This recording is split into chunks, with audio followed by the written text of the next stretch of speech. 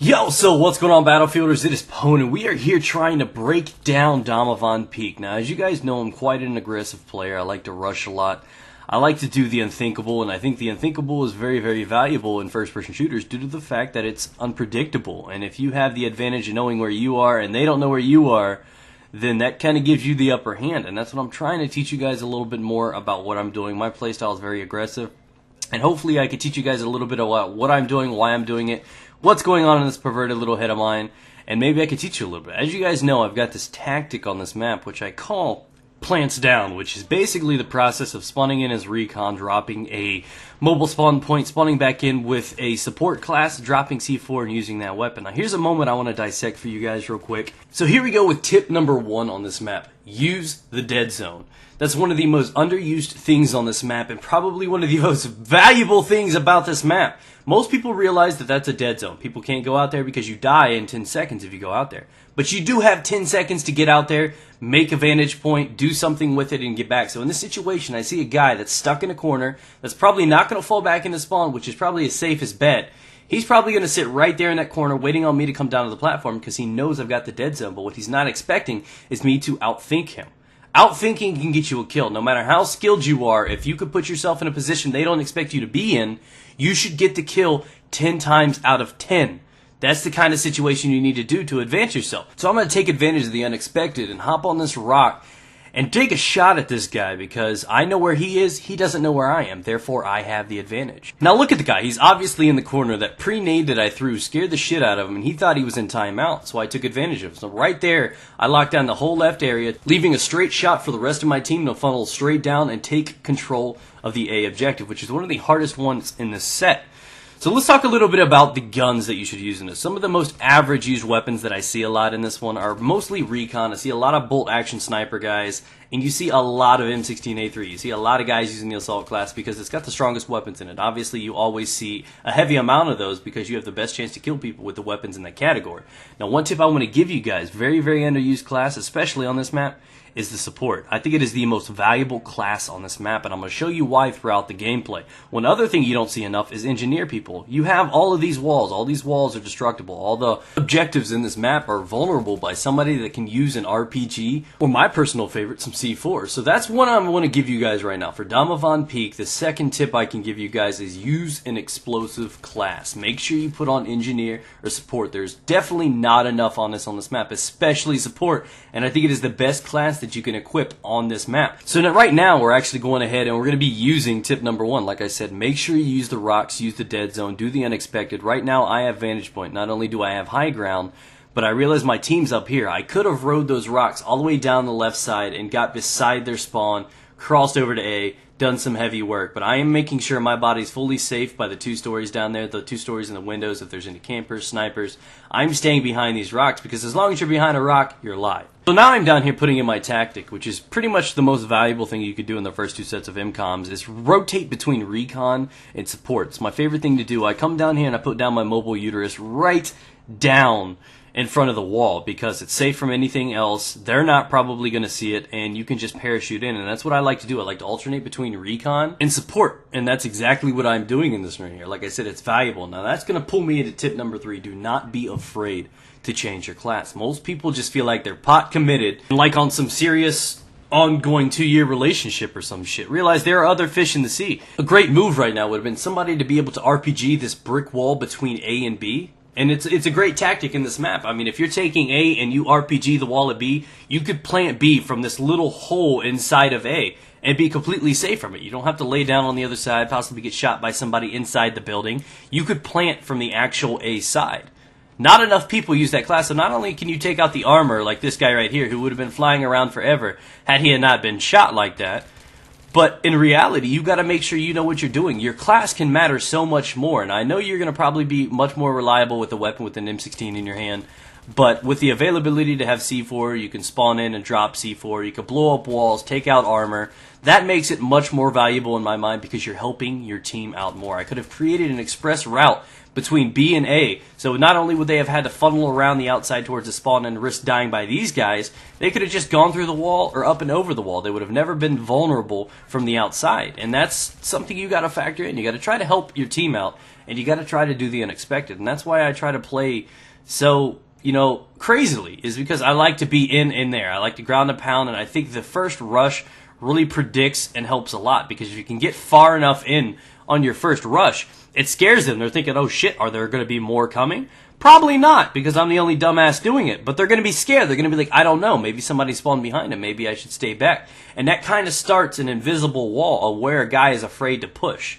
I mean, right here, like this perfect example, this map is very, very difficult to defend. I mean, outside of the last set of MCOMs, this map is very difficult because in most maps, take for example Operation Metro. Operation Metro has the ability to what I like to call is a grinding.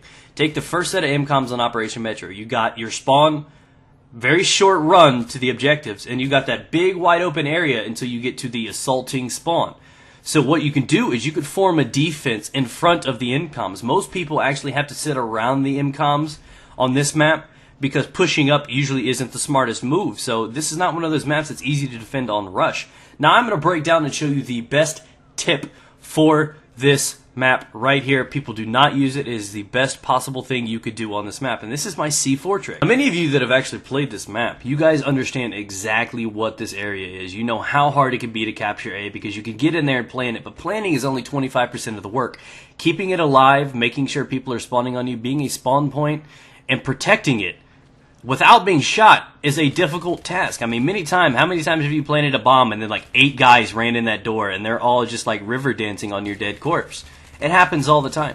This is a very smart tactic where I could just rain down C4 over and over again while I stand on an ammo pack and completely save, single-handedly, without even being able to be shot, single-handedly save the objective by just raining down C4 and temporarily checking their spawn. Now, unfortunately, in this situation, I'm actually waiting on my guys to plant the objective. I'm one of those guys that likes to get in there, penetrate, and get the plant. But in this time, I realize I'm probably the only guy on support. I'm afraid to lose the MCOM, so I'm just crossing my fingers, hoping there's somebody on my team ballsy enough and skilled enough to get in there and take the A objective. Hopefully a squad can move in and push it, because all I have to do is let them plant that, and I can most likely save the day. And that's what I like to do. And I'm up here, I'm creating a vantage point, watching the window, watching the stairs, making sure they're safe and covered. And here we go. Look at this happy parade. Look, it's the C4 giveaway. Oh, like and favorite. Oh, jeez. Oh, take another one. Oh, my God, it's the handouts. Oh, I heard your mom wanted one. Take one. She likes one. Yay. But unfortunately, I get flanked. And that, ladies and gentlemen, is the rape stare. So make sure you check behind you so you do not become a victim like I just was. I hate losing my tags. It's one thing that I feel I really, really mess up on. When I get spawned on or something like that, I understand. But when a guy just really comes up behind me and gives me a prostate check, I hate the shit out of that, man. You gotta do what you gotta do with what you have. And here's another great tip. Many of you guys probably have seen this from other YouTube commentators, and this is not something you see from me too often, but it's basically the little bird trick where you come in behind, take care of these guys. I was actually just gonna fly away and let them crash because that's just how dirty it is. I'm still butthurt about the butt hurt.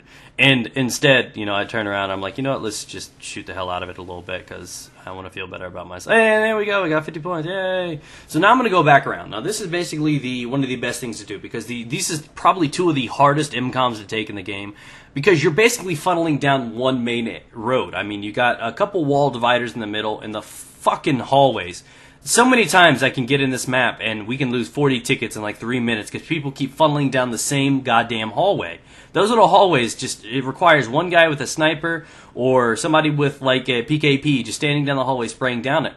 And it leaves it completely vulnerable. One of the best things you could do in this map, especially early on, is come behind with a helicopter, get in here, do some work, possibly take out their tank if it's still alive. One thing that you can do, another tip too, is if you can't get behind right here and their tank's there's also a Cornet launcher right in front of me. Well, not because this fat mongoose is here, but right over there in front of that fire, there's actually a Cornet launcher, which is really smart to hop on it, jump in, put a rocket in the back of the tank's ass, and do some work with it. So hopefully you guys can enjoy and use this tactic. One of the best things to do, because these are two of the hardest MCOMs to take down. Make sure you use the helicopter flank. One of the best tips I can give you guys.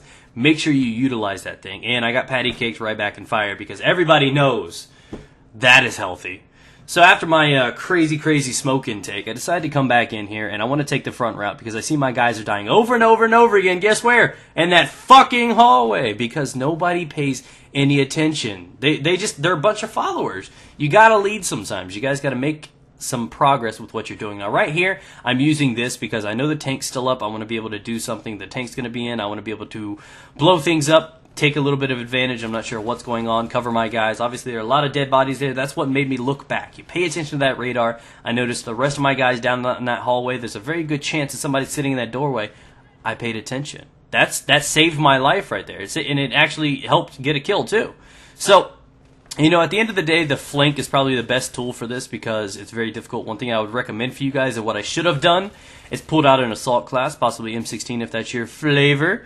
And I would have pulled out an M16 and actually used smoke. That's one of the best tactics because, like I said, it's a straight shot all the way down. If you could smoke the entire way down, you can completely cover yourself and the rest of your team and the rest of your squad even. Run straight down the edge and do it. Not down the hallways, but actually down the middle of the streets. I never go down the hallways unless I know it is perfectly clear. Never. Never, ever. Never. I know. And that's what I like to do. Now, right here's one of the advantages of having a gun that you're comfortable with. I'm using the M27 IAR, not one of the big weapons, because I don't need to suppress. I'm not defending. I don't need to do that. But I have the great ammo capacity that I could just spray for days and take that guy down. I know he's stuck with probably 30 bullets because he's using one of the weapons, and I have a little bit more. So I'm like, nah, boo-boo. Watch what I can do. And I knocked it down. I came in here and only put one down on it because I was scared of dying, and now I go running back into fire because I'm a brilliant motherfuck. And I need to stop it. God, flame retarded. Wait, that's not the word. Oh well. But basically, I mean, that's the tips I can give you guys. Now, you guys can tell that I went in here and I switched around. I got the F2000 on now. I wanted to be able to patty cake guys and protect.